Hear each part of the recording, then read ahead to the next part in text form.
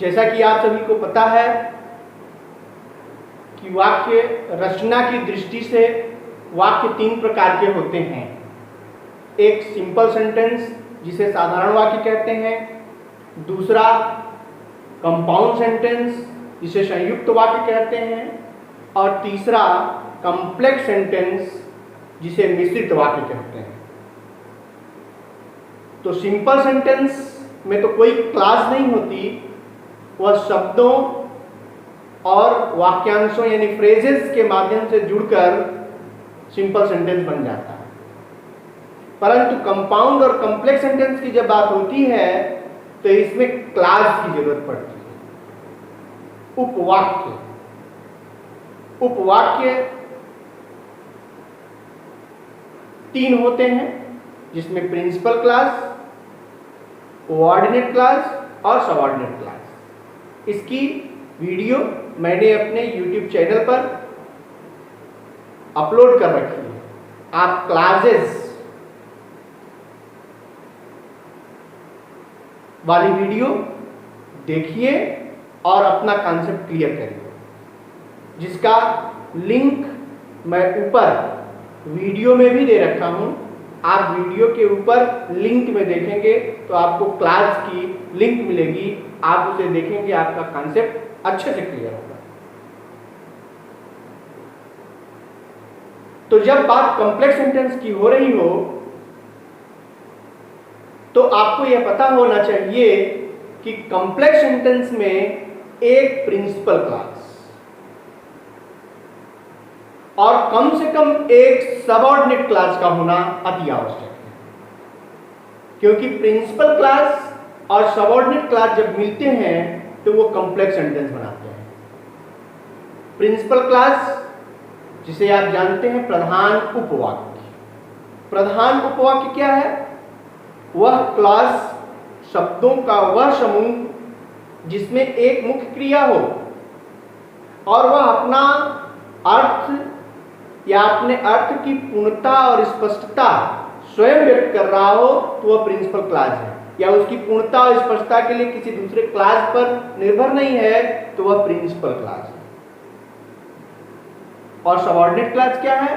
तो subordinate class, the same thing here happens that the group of words having a finite verb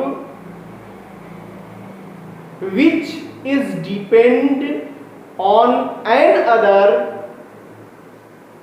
class to complete its meaning। यानी शब्दों का वह समूह जिसमें एक मुख्य क्रिया हो लेकिन अपना अर्थ पूर्ण और स्पष्ट करने के लिए वह किसी दूसरे क्लास पर आश्रित हो, स्पेशली प्रिंसिपल क्लास पर आश्रित हो, तो उसे सबऑर्डिनेट क्लास कहते हैं। और जब प्रिंसिपल क्लास और सबऑर्डिनेट क्लास मिलते हैं तो वह कॉम्प्लेक्स सेंटेंस का निर्माण करते हैं। कॉम्प्लेक्स सेंटेंस अब सबऑर्डिनेट क्लास पर हो गया, कॉम्प्लेक्स सेंटेंस बनेगा सबऑर्डिनेट क्लास से। तो सबऑर्डिनेट क्लास कैसे बनेगा? तो सबऑर्डिनेट क्लास सब ऑर्डिनेटिंग कंजक्शन से बनता है। फिर से आप कंजक्शंस की ओर आते हैं, यानी अब आपको फिर कंजक्शन को समझने की जरूरत है। आप कंजक्शंस के भी वीडियो को देखिए, प्लेलिस्ट में जाइए और कंजक्शंस से रिलेटेड वीडियो देखिए, उसमें आपका कंजक्शन से रिलेटेड कॉन्सेप्ट क्लियर होगा। क्योंकि कंजक्शंस केवल 2 होते हैं, एक कोऑर्डिनेटिंग कंजक्शंस और दूसरा सब ऑर्डिनेटिंग कंजक्शंस। तो अब यह क्लियर है कि सब ऑर्डिनेटिंग कंजक्शंस का प्रयोग करके जब हम 2 सेंटेंसेस को जोड़ेंगे या 2 क्लासेस तैयार होंगी सबऑर्डिनेटिंग कंजक्शंस से, तो वहां पर सबऑर्डिनेट क्लास बनेगी और सबऑर्डिनेट क्लास जब प्रिंसिपल क्लास के साथ जुड़ेगा तो वह कॉम्प्लेक्स सेंटेंस बनाएगा। तो सबऑर्डिनेटिंग कंजक्शंस को जानने के लिए आपको सबऑर्डिनेटिंग कंजक्शंस को 3 वर्गों में बांटा गया।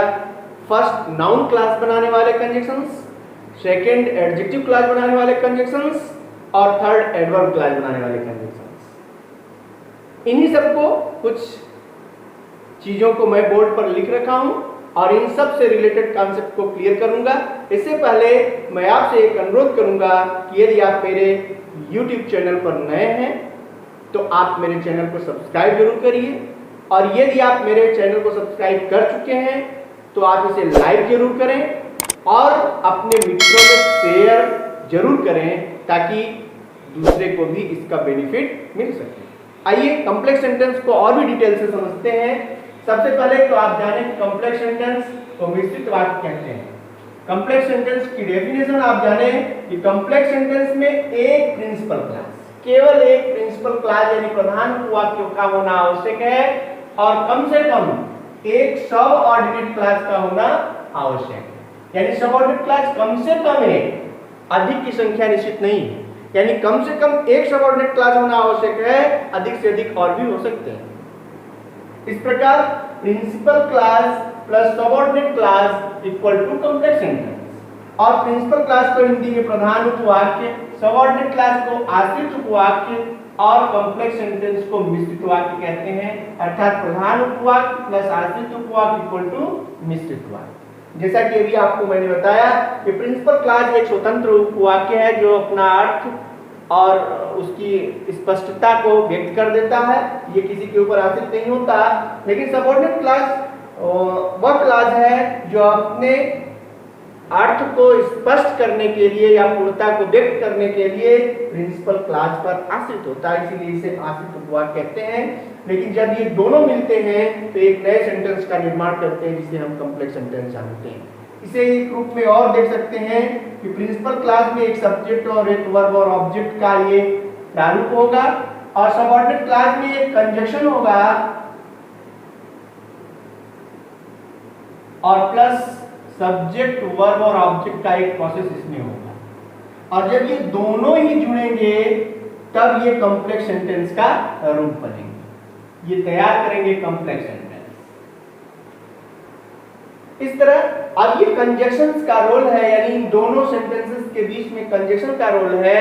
और ये कंजक्शन कौन होना चाहिए? तो कंजक्शन जो है वो सब ऑर्डिनेटिंग होना चाहिए। सब ऑर्डिनेटिंग कंजक्शन ही सब ऑर्डिनेट क्लास बनाता है।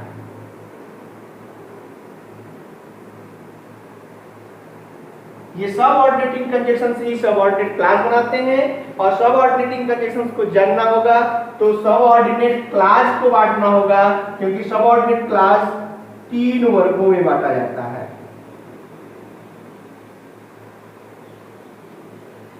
कौन? सब ऑर्डिनेट क्लास 3 वर्गों में है। फर्स्ट होगा नाउन क्लास,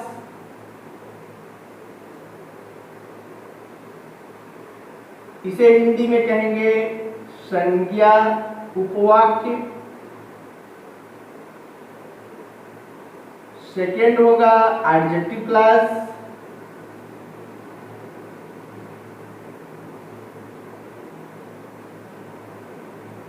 इसे कहेंगे विशेषण उपवाक्य।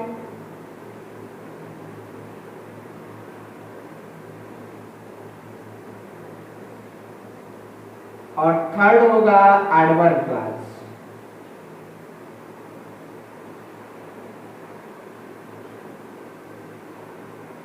जिसे हिंदी में कहेंगे क्रिया विशेषण उपवाक्य।